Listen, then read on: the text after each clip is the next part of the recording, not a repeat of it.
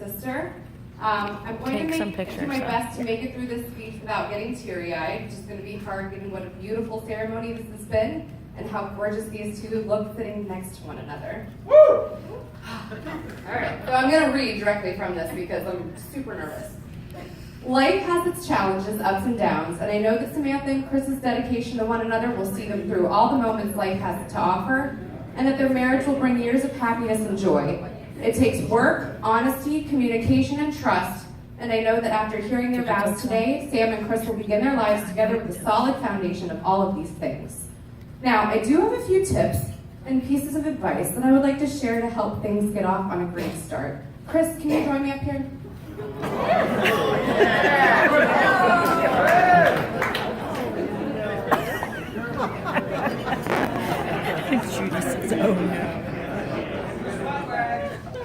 Marriage is full of laughs, good times, compromises, and sharing. Having grown up with Samantha, I just thought I'd try to prepare you as much as possible as you embark on this journey together. When we were kids, we ate dinner as a family together every night. Many great conversations as well as difficult ones were shared around our table. However, our table manners were not always ladylike. One of my fondest memories was when my mother would make mashed potatoes.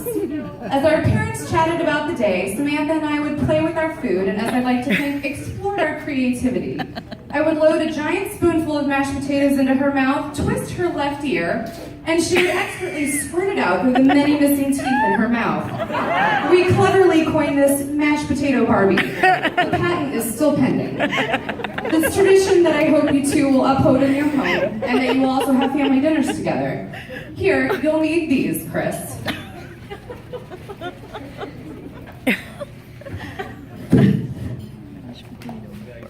Hold on to this.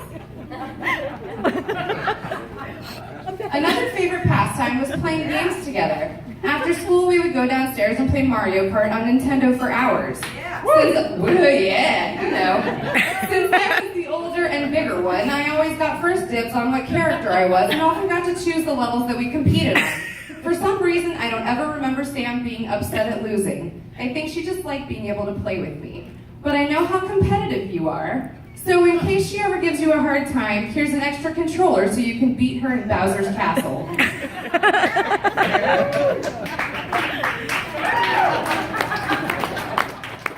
There were times when Samantha would get upset. Most small children go through the terrible phases, and this was no different.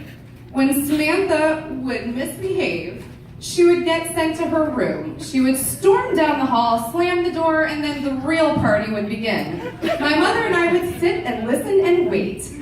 All of a sudden, it sounded like a tornado had touched down as she flung her toys and books all over the place. Then on cue, my mother would march down to her room with me closely in tow. As my mother approached, Sam would lock her door. This was my favorite part of the act because Mom let me pick the lock with a bobby pin. We would swing the door open and Sam would be standing in the middle of the wreckage doing her best not to laugh out loud. It was so funny that my mom often laughed as well as she made Samantha clean up her destruction. Wash, rinse, repeat. This became a regular routine in our house, so in case Samantha gets a little crazy, I think it's best that you wear this.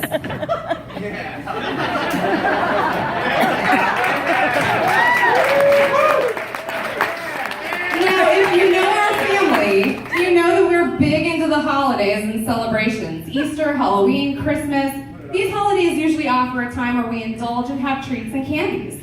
We used to use old pillowcases for trick-or-treating and run the entire neighborhood. At Easter, Dad would poorly hide eggs around the house with jelly beans and marshmallows in them. We'd eat until we felt sick, and I'm sure that Mom and Dad would pick at our leftovers. But I really can't recall what happened to all the leftover candy that obviously never got eaten. That is until one day that Mom decided it was time to clean out Samantha's closet.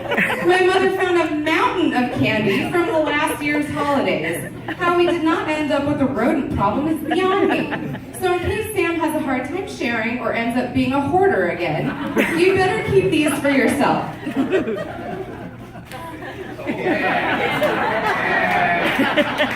Thanks, Chris, for being a good sport.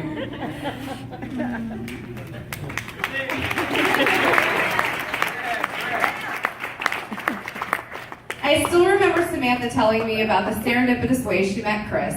It seems as if it was meant to be, in the right place at the right time, and they have grown into such a strong and loving couple over the years.